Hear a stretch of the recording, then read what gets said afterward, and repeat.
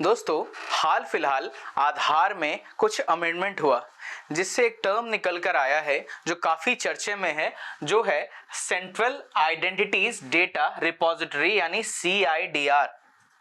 ठीक है, CIDR क्या होता है, क्या है, बहुत छोटा सा कंसेप्ट है। इसके ऊपर आपको प्रीलिम्स में 2-3 सवाल पूछे जा सकते हैं। करंट अफेयर सेक्शन में अगर एक सवाल अगर CIDR से पूछ देता है तो उसमें बहुत ही ज्यादा चौंक जाने की जरूरत नहीं है और मैक्सिमम चांसेस है कि आ जाए, क्योंकि बहुत सारा रीसेंट इवेंट्स के ऊपर भी हम देखते हैं कि एग्जाम में SSC हो, चाहे UPSC हो या WBCS हो, कोई भी ये करंट अफेयर्स के सवाल जो है आपको बहुत रिसेंट से भी पूछ सकते हैं। तो क्योंकि इसमें अमेंडमेंट आया है और गवर्नमेंट का अगर कोई ऐसा संस्था है, अगर गवर्नमेंट कुछ एक नया चीज इंट्रोड्यूस कर रही है तो वो चीज अपने आप में काफी इंपॉर्टेंट होती है।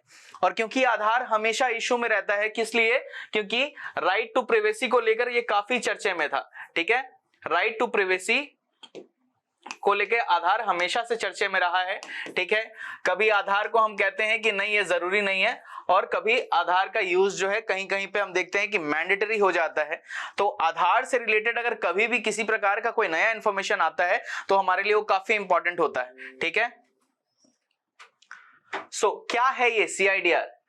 CIDR है बेसिकली एक सेंट्रल डेटाबेस, एक डेटाबेस है ये जो क्या करता है, ये स्टोर भी करता है और मैनेज भी करता है क्या, इंफॉर्मेशन, आइडेंटिटी की इंफॉर्मेशन। किस चीज की, आइडेंटिटी की, कि आपकी पहचान की इंफॉर्मेशन कौन रखता है, CIDR for individuals and organisations. ना केवल इंडिविजुअल्स बल्कि ऑल्सो ऑर्गेनाइजेशंस। तो एग्जाम में आपसे सवाल में ये पूछ सकता है, जैसे UPSC ऐसा बड़ा गेम खेलता है कि CIDR has been in news recently, so CIDR उसके ऊपर में बोलेगा कंसिडर द फॉलोइंग स्टेटमेंट्स। तो पहला स्टेटमेंट आपको दे दिया कि it is a central database that stores and manages identity information for only individuals and not organisations.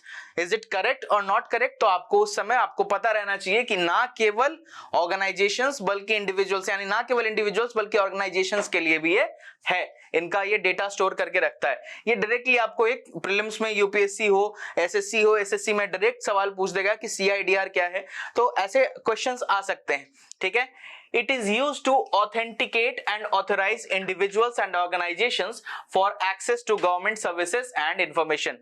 ठीक है, मैं साफ साफ बता दूं आपको क्या करता है कि ऑथेंटिकेट करता है कि आदमी सही है कि नहीं, उसको ऑथोरिटी देता है कि अगर आपको गवर्नमेंट को कोई सर्विस प्रोवाइड करना है, इंफॉर्मेशन प्रोवाइड करना है तो आपकी बेसिकली परमिशन होनी चाहिए। तो CIDR आपका ये इंफॉर्मेशन स्टोर करके रखता है और वहीं से गवर्नमेंट को ये परमिशन मिलता है। CIDR also supports the issuance of electronic identity cards and the management of identity information।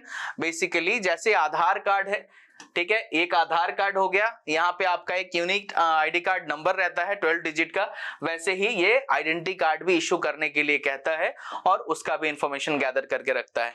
तो आशा करता हूं जानकारी अच्छी लगी होगी। ऐसी ही ज्यादा जानकारियों के लिए हमसे जुड़े रहें। हमारे इस वीडियो को अगर पसंद आई तो ज्यादा से ज्यादा लाइक करें, हमारे चैनल को सब्सक्राइब करें और उस बेल आइकन को दबाना ना भूलें, ताकि ऐसी ही वीडियोस जो एग्जाम के लिए बहुत इंपॉर्टेंट है ये आपको नोटिफिकेशन मिलती रहेगी। धन्यवाद।